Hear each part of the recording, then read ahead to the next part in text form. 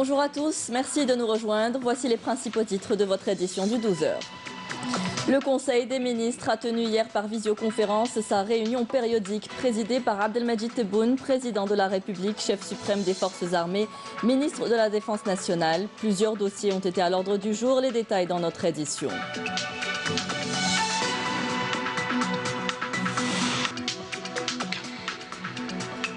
109 nouveaux cas de contamination au coronavirus ont été enregistrés, 186 personnes sont guéries et 7 décès à déplorer.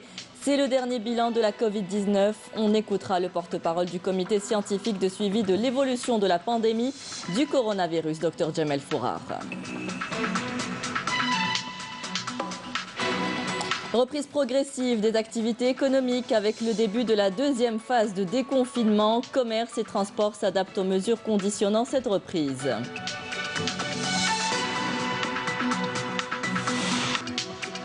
L'été rime, ou le début de l'été en tout cas rime, avec menace de feux de forêt. L'origine de ces incendies demeure liée à différentes causes.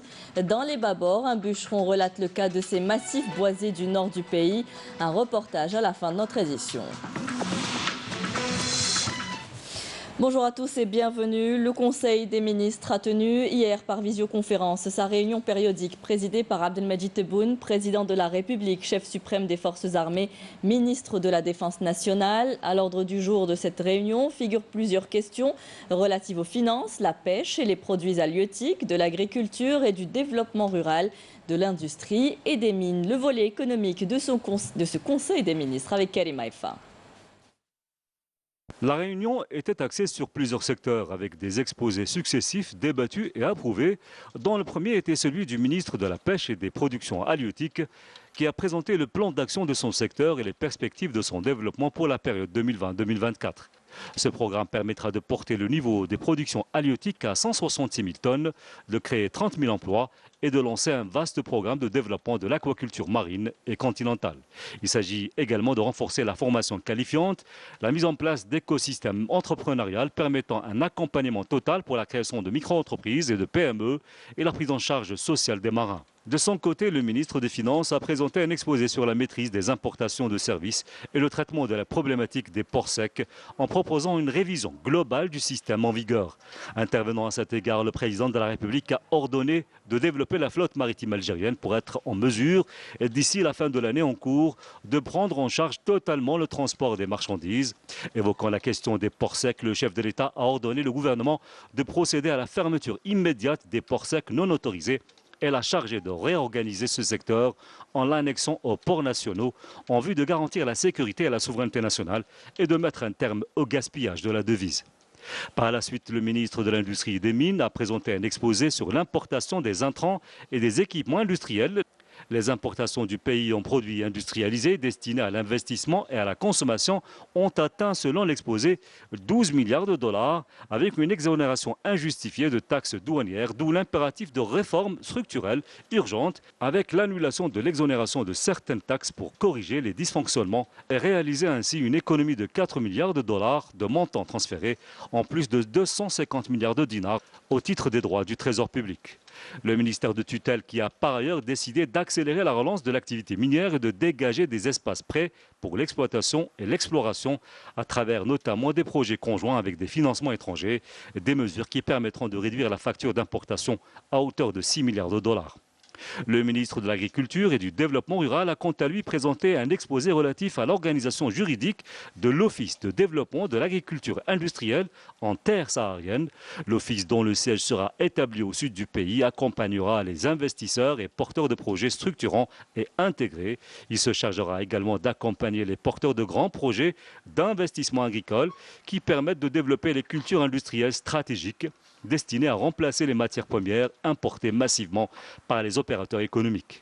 Par la suite, le ministre du Commerce a présenté un exposé sur la situation des importations des produits agricoles et les mesures prises par son département pour protéger la production agricole nationale. Le ministre a dans ce cadre proposé de soumettre l'activité d'importation au principe de souscription au cahier des charges, de numériser le commerce extérieur et le fichier national des industries agricoles et enfin de bien analyser la structure des importations pour définir la nomenclature des produits dont l'importation peut être réduite avec un renforcement de la lutte contre la surfacturation.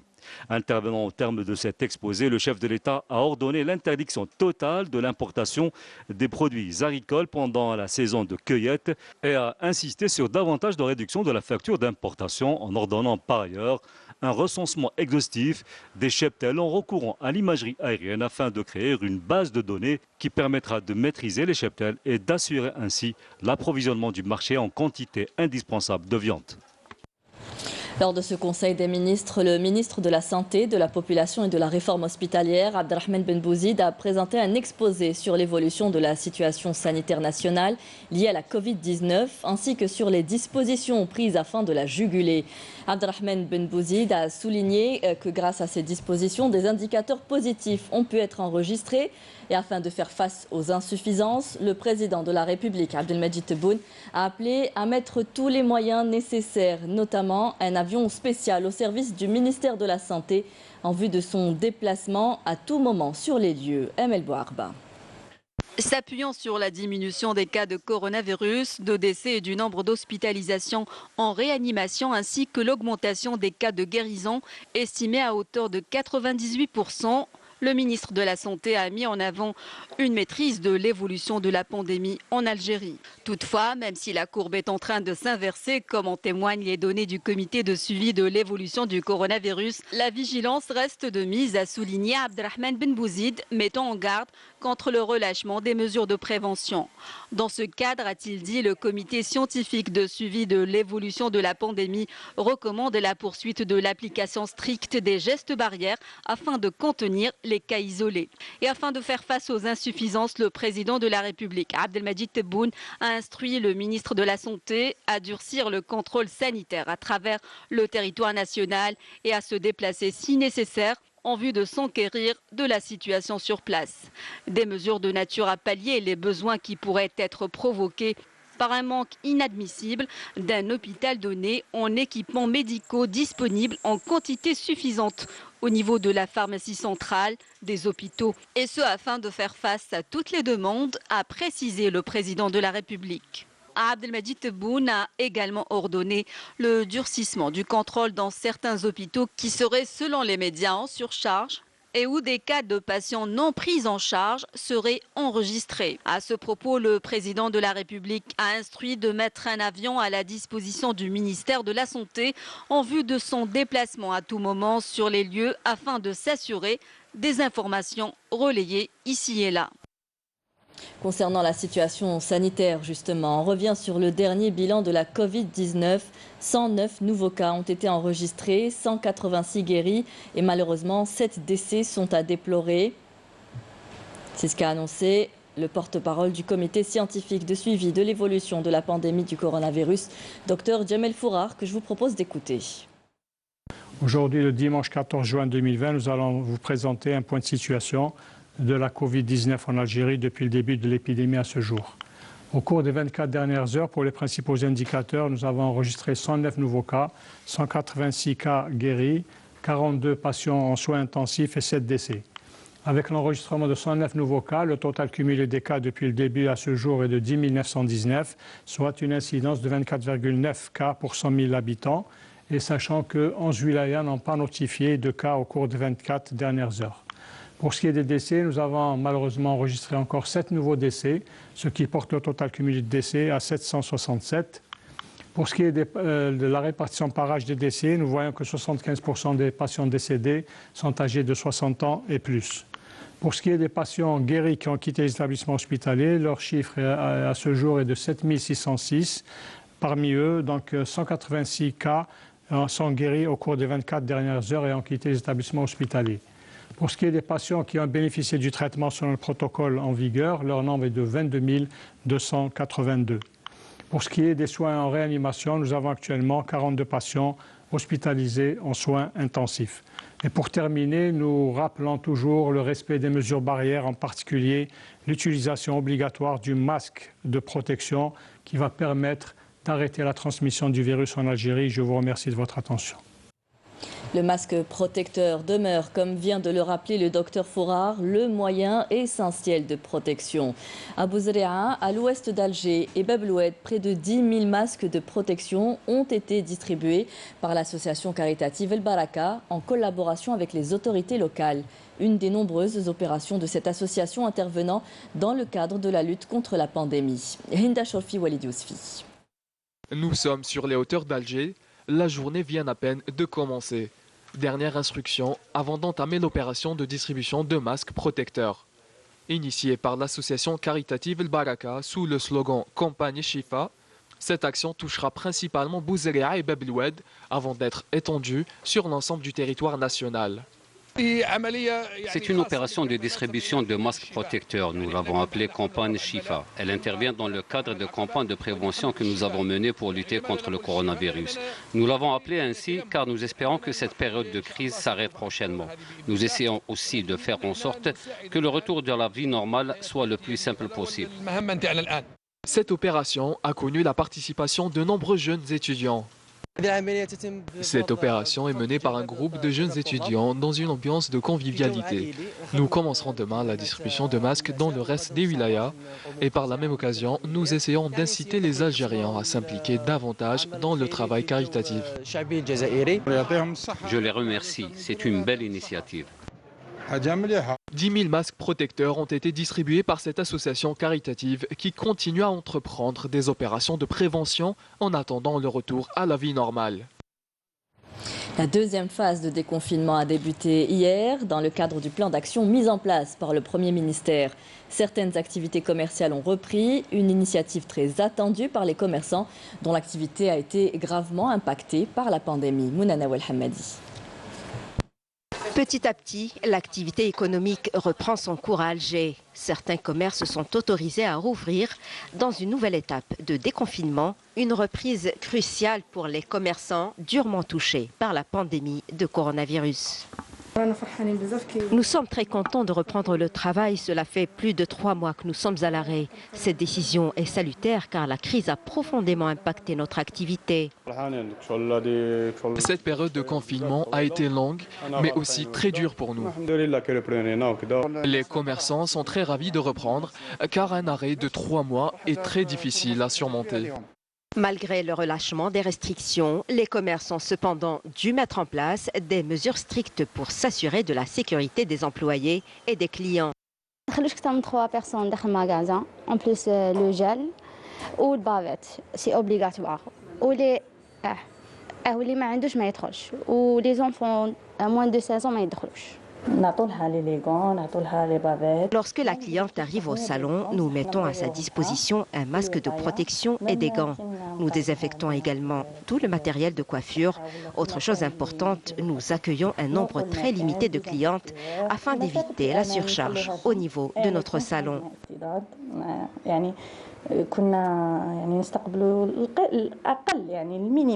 La reprise des autres activités sera examinée à la fin de la deuxième phase de déconfinement, et ce en fonction de la situation sanitaire et du respect par les citoyens des mesures de prévention.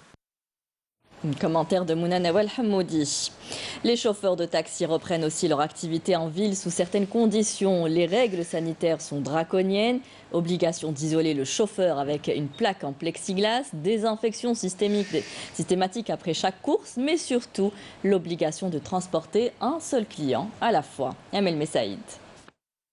Après 3 mois d'arrêt, les chauffeurs de taxi sont sur le point de reprendre leur activité. Nous avons mis en place un dispositif de protection pour nos clients et pour nous-mêmes. C'est dans l'effervescence et l'application de mesures drastiques imposées pour la préservation de la santé des citoyens que la reprise de l'activité s'annonce se dérouler dans de bonnes conditions. Parmi les mesures, la séparation entre le chauffeur et le client avec un plexiglas, l'obligation du port du masque pour tous ceux qui se trouvent dans la voiture, la mise à disposition du client du gel hydroalcoolique. Un taxi ne doit transporter qu'un seul client qui doit s'asseoir sur le siège arrière. Ce dernier doit être couvert de plastique qui doit être nettoyé après chaque transfert. Et ce, en plus du nettoyage de la voiture régulièrement. La reprise est prévue pour demain, 15 juin 2020, pour les taxis individuels seulement. L'hygiène des taxis sera désormais le critère numéro 1 pour leur entrée en fonction. Le ministère de l'Éducation nationale vient d'arrêter officiellement les dates des examens du BEM et du baccalauréat pour l'année scolaire 2019-2020. Pour le brevet d'enseignement moyen, la date a été arrêtée du 7 au 9 septembre 2020. Quant à l'examen du baccalauréat, il aura lieu du 13 au 17 septembre prochain, selon le ministère de l'Éducation nationale.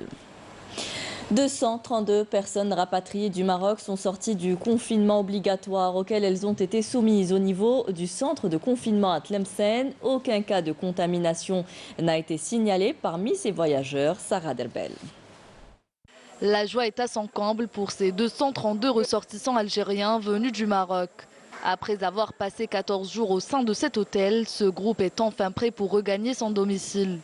Mais avant de quitter le hall de l'hôtel, une dernière visite médicale s'impose pour s'assurer de l'état de santé des voyageurs. Tout va bien, nous remercions Dieu. Tout le monde s'est bien occupé de nous. Nous n'avons manqué de rien, tout était à notre disposition. Nous avons passé 14 jours dans de bonnes conditions et avec toutes les commodités nécessaires. Les responsables étaient à la hauteur, la qualité du service était irréprochable, nous avons trouvé tout ce qu'il fallait. L'opération s'est très bien déroulée, nous avons enregistré aucun cas de coronavirus grâce à la bonne prise en charge des voyageurs. Mobilisés en force jusqu'à la fin de l'opération de mise en quarantaine, la prise en charge de nos ressortissants a été sans faille. Tout un dispositif a été mis en place afin d'assurer le retour des rapatriés nationaux venus du Maroc vers leur lieu de résidence. En tout, 232 ressortissants algériens ont été dirigés vers 2 hôtels et divisés en 3 groupes, Est, Ouest et Sud. Toutes les dispositions ont été prises pour assurer leur transport vers leur lieu de domicile dans différentes wilayas du pays. Malgré la conjoncture, le séjour a été agréable au sein de l'hôtel. Ce grand monde reprendra ses habitudes tout en étant en bonne santé. Les prix de la volaille ont nettement augmenté depuis la deuxième décade du mois de Ramadan. Afin de réguler cette flambée, l'Office national des aliments du bétail, l'ONAB, continue d'assurer l'approvisionnement du marché en viande blanche. Nessima Imloul. La flambée inexpliquée des prix des produits avicoles sur les marchés locaux a suscité le mécontentement des consommateurs, notamment ceux des petites bourses, et fait réagir les autorités concernées à assurer le marché national en ce produit. Ici, le prix de la volaille est de 250 dinars le kilogramme. C'est très abordable. Hier, j'ai trouvé au marché le prix du poulet à 370 dinars, alors qu'ici, il est fixé à 250 dinars. Nous avons stocké une quantité importante de volailles qu'on avait achetées à 100 dinars. Lors de la propagation de l'épidémie de coronavirus, le flah n'avait pas assez d'espace pour le stockage, l'obligeant ainsi à baisser le prix. Et depuis l'augmentation des prix, nous avons commencé le déstockage à 250 dinars. L'approvisionnement du marché national en viande blanche par l'ONAB a pour objectif de couvrir les besoins des consommateurs de produits avicoles. L'ONAB possède 69 points de vente à travers le territoire national, notamment dans le sud du pays, ainsi que des points de vente itinérants. Pour un approvisionnement stable du marché en viande blanche et la régulation de leurs prix, le ministère du Commerce a autorisé la vente directe de la volaille aux consommateurs par les acteurs de la filière volaille et le déstockage de cette matière qui se trouve au niveau des offices, tout en multipliant les opérations de contrôle. Dans le cadre de la lutte contre la contrebande et la criminalité organisée, un détachement de l'armée nationale populaire a saisi hier une grande quantité de kifs traités, s'élevant à 5 quintaux et 7 kg lors d'une patrouille de fouilles et de recherche menée près de la zone frontalière de Bni Ouenif dans la wilaya de Béchar, en 3e région militaire. Dans le même contexte, un détachement de l'ANP a arrêté en coordination avec les services des douanes à Tlemcen en 2e région militaire, un narcotrafiquant et saisi 99 kg de kifs traités arrêtés, tandis que d'autres détachements combinés ont appréhendé en coordination avec les services de la Sûreté nationale à Biskra, en 4e région militaire également, en 5e région militaire, 3 narcotrafiquants et saisi un peu plus de 7000 comprimés psychotropes. Par ailleurs, des détachements de l'ANP ont intercepté à Tamanrasset et Borj Bedji Mortar en 6e région militaire 18 individus et saisi 2 véhicules tout-terrain, 1 tonne de denrées alimentaires ainsi que 23 groupes électrogènes et 23 marteaux piqueurs servant dans l'orpaillage illégal, rapporte le communiqué du ministère de la Défense nationale. Je vous en parlais en titre, les massifs forestiers du nord de l'Algérie sont menacés par les incendies durant la période d'été. L'origine des feux de forêt demeure liée à différentes causes. Le vieux bûcheron des monts des Babors, Boutalibi Abdelkader, nous relate le cas de ces massifs boisés du nord du pays. Rahima Abdelaziz. Les forêts de Oued el-Berd, au niveau des lisières des monts Babor, sont aussi victimes des coupes de bois illicites et surtout des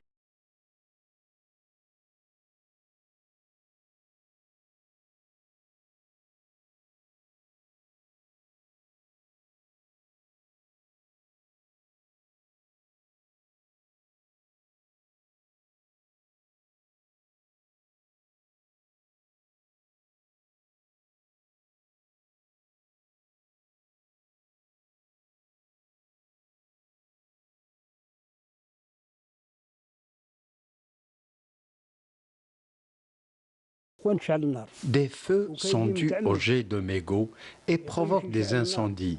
Il y a des pyromanes qui commettent des feux de forêt. On a participé à des opérations d'extinction de nombreux feux avec des forestiers et des sapeurs-pompiers. Le pâturage se fait en l'absence des forestiers. C'est un acte illégal qui se fait clandestinement.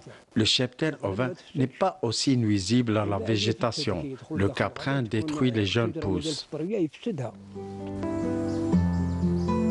Le flanc sud des monts Babor a connu de nombreux incendies, des incendies commis par l'aviation de l'armée française durant la guerre de libération nationale. Les bouquets de cèdres incendiés au napalm sont toujours debout et les travaux sylvicoles tardent à voir le jour. C'est la fin de ce journal. Merci à vous tous de nous avoir prêté attention. Tout de suite, le point météo avec Mina Abed et vous pouvez toujours nous suivre sur les adresses qui s'affichent en bas de votre écran. Très bonne journée à tous. Au revoir.